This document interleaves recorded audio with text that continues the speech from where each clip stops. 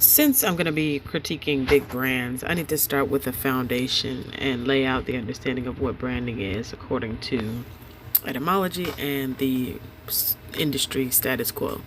So, branding, the etymology comes from when they used to put um, burned burn marks on people to show, or not people, on for example, cows, to show that the cow belonged to a farmer.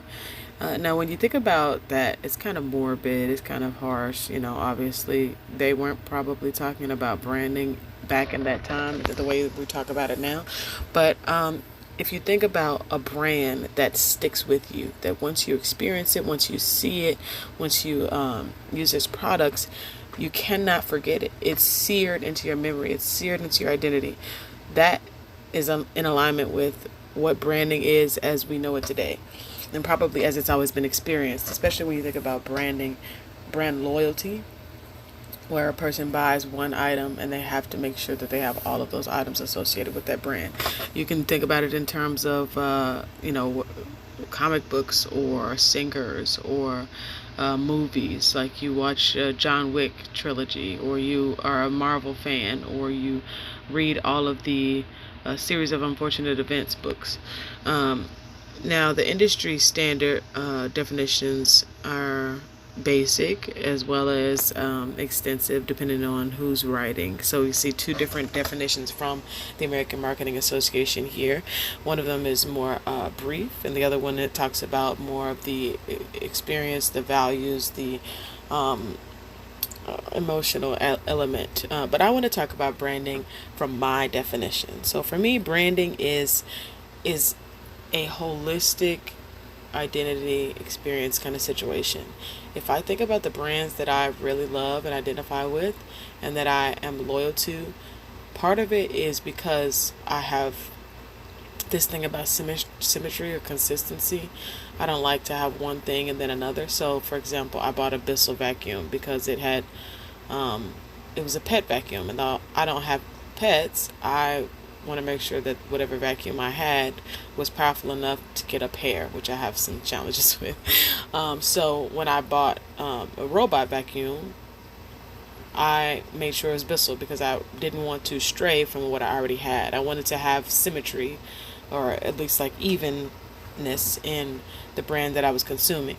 But if I think about a brand like Ralph Lauren that I love and identify with extensively, I don't buy the clothes, or I haven't yet. I have had a Ralph Lauren bag. I have some pillows that I bought from Marshalls or TJ Maxx some years ago, but they're not a consistent element of my home decor. But the thing that made me love Ralph Lauren, first of all, is the entrepreneur's approach to business, his identification of a personal problem, and is the creation of a solution, and the consistent evolution of that problem solving, as well as the way that he makes style and luxury accessible. He is a human being first. He did not come from money, and not that that matters if he did, but he makes you believe and feel that style and luxury is attainable wherever you are in life, or whatever paths you choose to take. You can live a certain lifestyle, and you can be the curator of that lifestyle. And the style and the values or the character to orchestrate that lifestyle are within you. As well as the fact that I went to his restaurant in Chicago.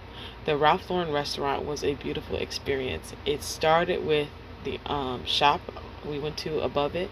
When I went through there, the clothes were just pristine. They were beautiful. They were stylish. They were classic. I love anything classic.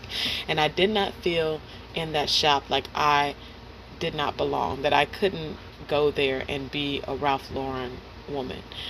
I went with my nephew and my sister, and there was no, as far as I recall, there was no kind of like, oh, why do they have a child in here? What are they doing here? Kind of looks.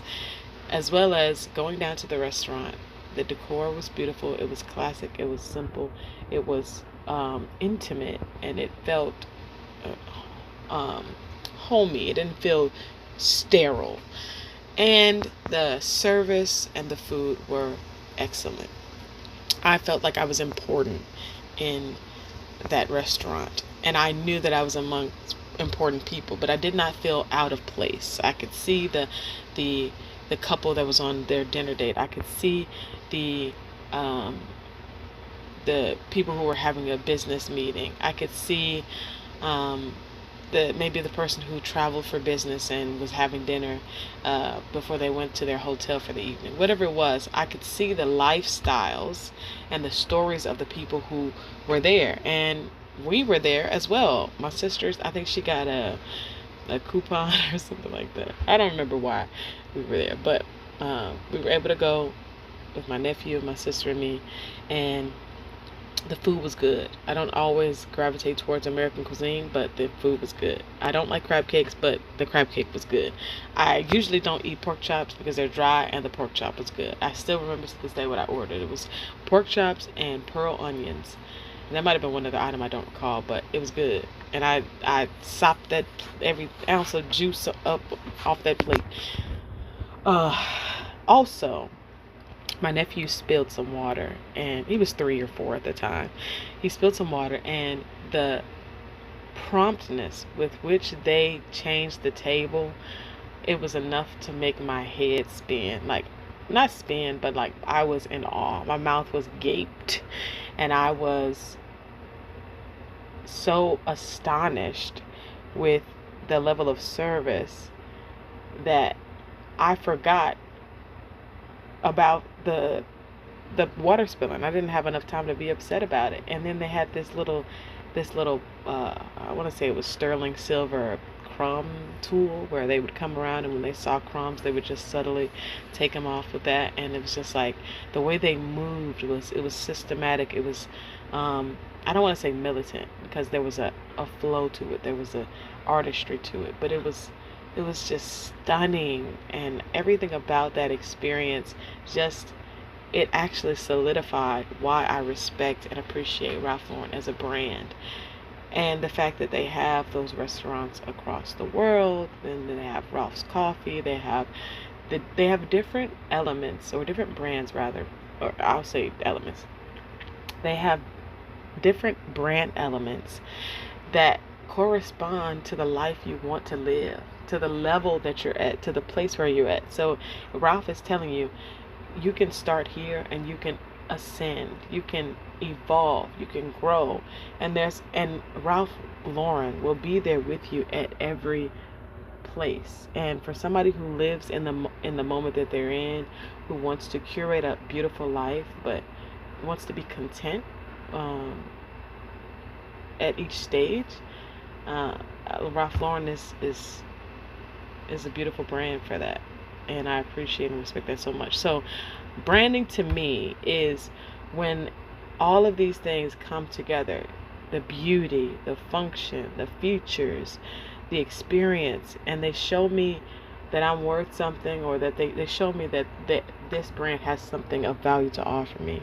I was emotionally invested, I was engaged, I was enthralled, and uh, it's like, as much as I don't consume the products consistently, I am an advocate for and a respecter of the mindset and the identity of the brand, and therefore Ralph Lauren has become part of my lifestyle. Whether it's whenever he has a show, looking at how it goes, or doing research about who he is as a person, trying to wanting to write about him, buying the book about his life, just a curiosity, a consistency. And when I see Ralph Lauren things, I'm like, okay, that's my guy right there. Oh, I love Ralph Lauren.